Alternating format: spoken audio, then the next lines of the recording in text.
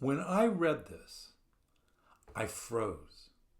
The Journal of the American Medical Association reported that family caregivers have a 63% higher risk of dying early compared to people who aren't caregivers. I just sat there staring at those words, and I thought, is that where I'm headed? The truth is, I was on that path until I made one shift that changed everything. And if you're a caregiver hanging on by a thread, you need to hear this. Hi, I'm Rick Henkin. My wife Sonia was diagnosed with Alzheimer's in January 2020 at the age of 65. I've seen too many caregivers suffer physically, emotionally, and mentally, sometimes more than the loved ones they care for. I was determined not to let this disease take me down, and I found a way to cope. Now I help other caregivers do the same. My journey as a family caregiver has been a life-changing experience in more ways than I could have imagined. If you're here, it's likely because you're on a similar path, caring for someone you love with dementia. I want to share a key insight that has made a profound difference in my life and might just help you too. Stop fighting against the way things are. Now, I know that sounds easier said than done, especially when you're in the thick of caregiving. But when we stop resisting reality, when we stop wishing things were different or trying to force them to change, we relieve an enormous portion of the stress that caregiving brings. For a long time, I didn't see this. I was constantly frustrated with Sonia. I would find myself thinking things like, why does she keep doing that when I've asked her not to? Why doesn't she listen to me? Is she doing this on purpose just to push my buttons? Do you ever find yourself thinking these things about your loved one? Of course you do. That's why you get upset. I want to help you understand something critical, the cause and effect relationship that's at play here.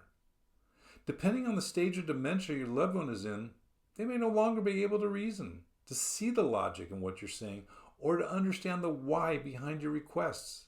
You could yell, scream, or plead with them, but all that accomplishes is upsetting both of you. Trust me, I've been there. I've raised my voice in moments of frustration, only to see the pain and confusion in Sonia's eyes, and afterward I would feel terrible about it. Here's what I learned. As long as you resist the situation, it will cling to you like a shadow. That frustration, that stress, it'll follow you everywhere you go, building up inside until it starts to take a serious toll on your health and well-being. I also know this. Understanding a concept intellectually is one thing, but implementing it, changing your mindset, and adopting a new way of looking at things is an entirely different challenge. For a long time, I struggled to let go of my frustrations. I clung to the belief that if I could just get Sonia to see reason, everything would improve. But that belief wasn't helping either of us. Eventually, I came to a conclusion that changed everything. Continuing to get upset wasn't helping Sonia, and it certainly wasn't helping me. My frustration and anger were affecting my health and, by extension, our relationship. I started a new habit. Every time I felt frustration bubbling up, I would pause and ask myself, what's more important here, adding to my stress and raising my blood pressure, or living a healthier, longer life? When I framed it that way, the choice became clear. It's a matter of priorities. My health matters, not just for me, but for Sonia too. After all, if I'm not well, how can I be the best caregiver for her? This is something I want you to consider as well. Which is more important to you? If this sounds dramatic, let me share a sobering fact I read in the Journal of the American Medical Association. According to their research, family caregivers have a 63% higher risk of dying than their peers who aren't caregivers. Let that sink in for a moment. Family caregivers have a 63% higher risk of dying than their peers who aren't caregivers. Caregiving can literally take years off your life if you let the stress overwhelm you. But here's the good news. You have the power to change how you respond to stress. One practice that has become a game changer for me is learning to detach emotionally from the situation. That doesn't mean I stop caring. It means I stop letting the situation dictate my emotional state. When I feel frustration or anger rising, I remind myself of a simple yet powerful affirmation.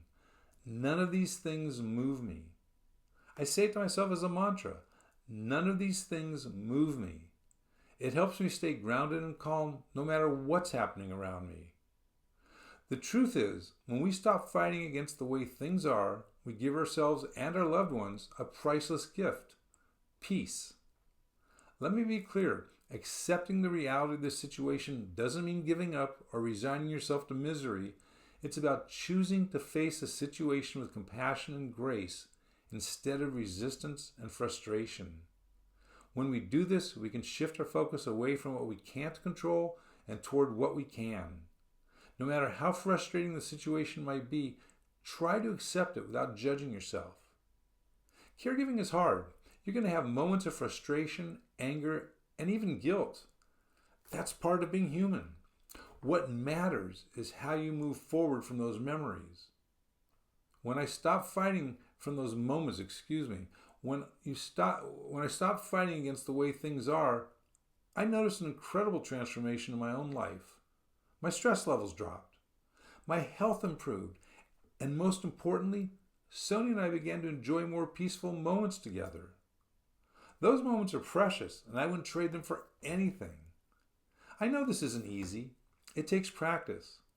But I promise you it's worth the effort.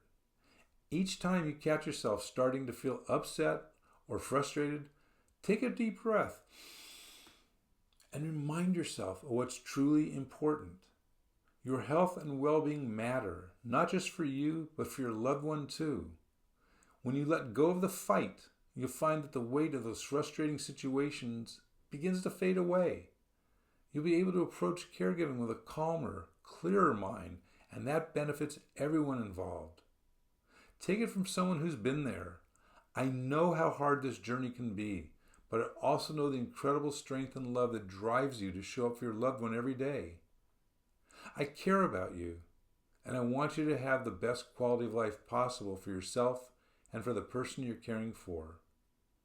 Remember, stop fighting against the way things are.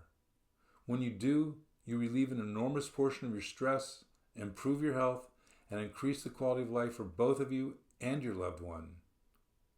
Thanks for letting me share this with you. Take care of yourself. You deserve it. If you're feeling overwhelmed, exhausted, or like you're losing yourself in caregiving, you're not alone. That's exactly why I created Caregiver Mastery, a step-by-step roadmap designed to help you manage stress, anger, and burnout so you can care for your loved one without sacrificing yourself in the process.